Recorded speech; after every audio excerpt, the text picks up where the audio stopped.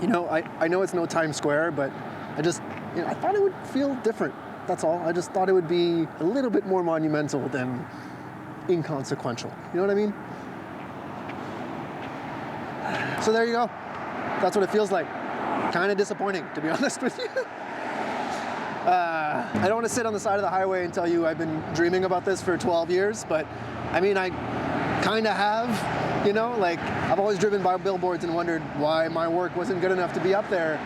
And now that my work is up there, I'm looking at it and I'm like, why is my work not good enough to be up there? One of the absolute best pieces of advice I ever got as a young photographer was, don't focus on your perception of perfection. Or in today's words, post it, not perfect. Now, does that mean you get to be lazy with your work and you get to create mediocre images? No, of course not. But at the very least, you can probably zoom out from 400% and you'll be fine. I just don't want you to be hyper-focusing on things that don't make your good image any better. Every experience you have as a photographer, like every photo, is a different step towards being a great or a better photographer.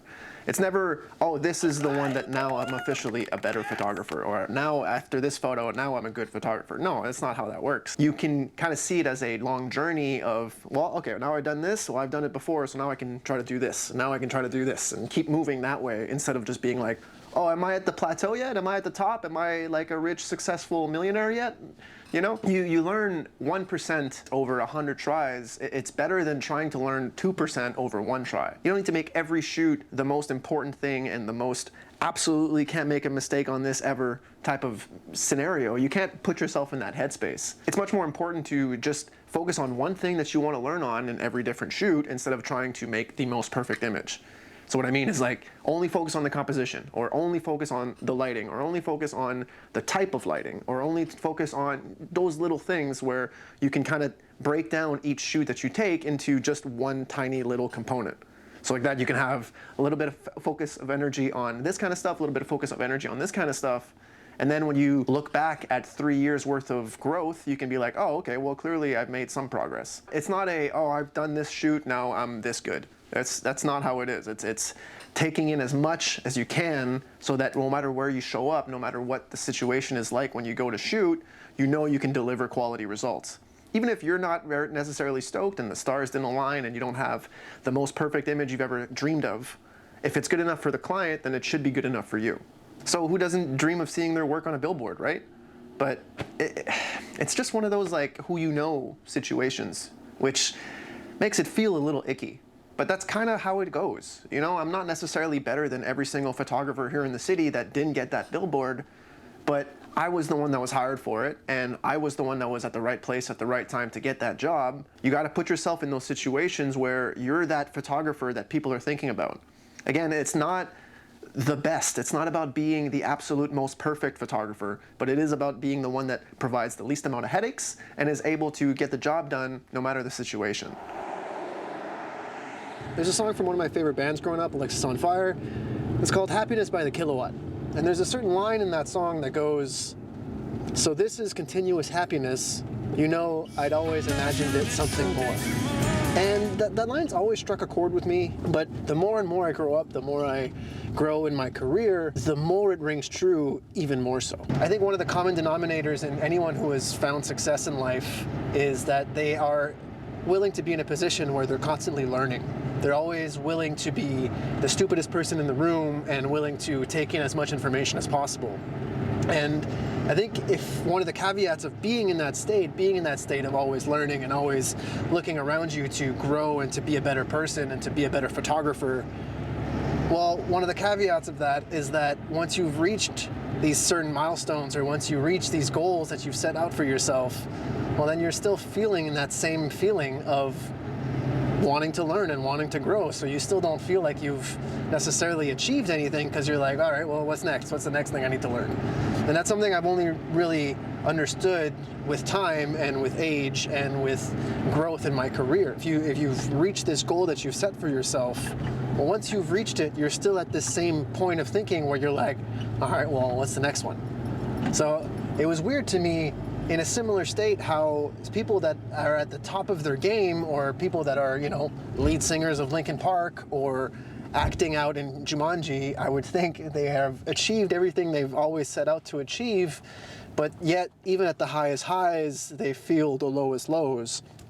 And I don't want to compare myself to Anthony Bourdain's story or any of those kinds of very intense situations, but there is a sense of accomplishing a certain goal and still not feeling content or not feeling like the void has been filled out in any way. And that just kind of furthers the point that you really have to be willing to be content with the process, because that's what we're doing all the time. We're not reaching these barely attainable goals every day. We're grinding and we're taking pictures and we're sending emails and we're doing all the nitty-gritty of the actual business of photography. I once dreamt of having my picture on a billboard, and now I see my picture on a billboard and I'm like, eh.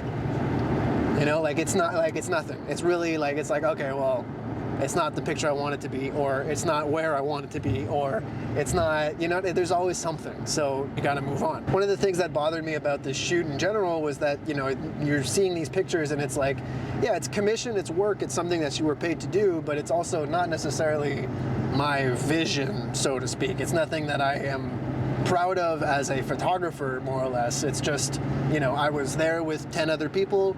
They styled the hell out of that room, and I was just there to click a button and put a flash out outside and make it look like it was sunny. But for the most part, you know, it's just a photo. It's nothing crazy. It's not something that I'm necessarily stoked about. These highs and lows, you can kind of try to erase. Kind of like taking averages. If you can, you know, take out the highest highs and the lowest lows and live in that middle ground, you're probably going to be in a better headspace. Another thing too is just to share your work, you know, and when you take stuff, I know today on Instagram and on online platforms, it's super easy and there's no excuse not to be sharing your work. But even if you're not necessarily sharing it online, you can still show it to your friends, show it to people around you, and that accountability means that for you in your head, you can be like, oh, okay, well, I've shared this, I've done this, now I can move on and I can go to something else. It's not like, oh, I've taken this photo and I haven't shared it to anyone, so nobody's seen it, so to me it's still new and to everyone else it's still new. Well, then I don't need to grow from this little thing. But when you share it, once you post it, once it's out of your system, well, it's like, all right, well, next, now what? What's next? You can step away from that experience and now use it to grow and to learn and to maybe not make the same mistakes the next time. You'd be surprised how many major advertising campaigns have very blatant mistakes that you probably wouldn't make as a first-year photographer. But that's just kind of what happens when you're on these big budgets with 30 different people that are all okaying certain things.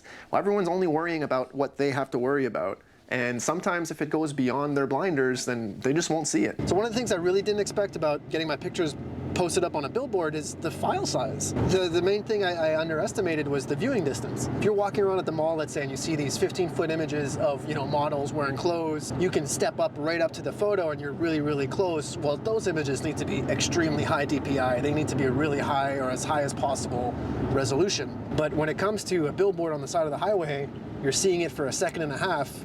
Doesn't matter. It doesn't need to be super high res. So the picture itself is actually only like 1.5 megapixel. It's teeny tiny, really. Even what it's printed on, it's like a tarp. It's like a really textured tarp material. So you're not going to get any fine details on that anyway. It's kind of like printing stuff on canvas and getting a bit of a textured detail, but multiplied by 1,000. I think that's another perfect example about why you need to just post it and not worry about it being perfect. If it wasn't for that mantra, I wouldn't have that photo up. I've been too busy on the photo before that or the photo before that, thinking about it, oh, why isn't it perfect? I can't release another picture until it's absolutely perfect. No, because I feel like that about that photo right there. If you're constantly in a state of learning again, you're probably going to feel like that even when you reach these levels. Because at a certain point, you don't notice your day-to-day changes, but you're not perfect but good enough to be posted. At a certain point becomes good enough for a billboard. Maybe not to you, but to the people who hired you and to people who paid for the billboard, it's good enough for them, and that's all it needs to be. You have to be able to separate yourself from your work because this is their pick, not mine. This is something that they wanted, not me. So I just have to kind of live with it and be like, oh, that's cool. That's my work.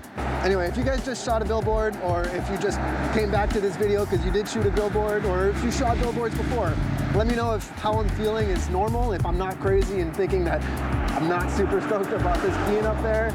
Maybe leave a like on your way out, and I'll see you guys next week.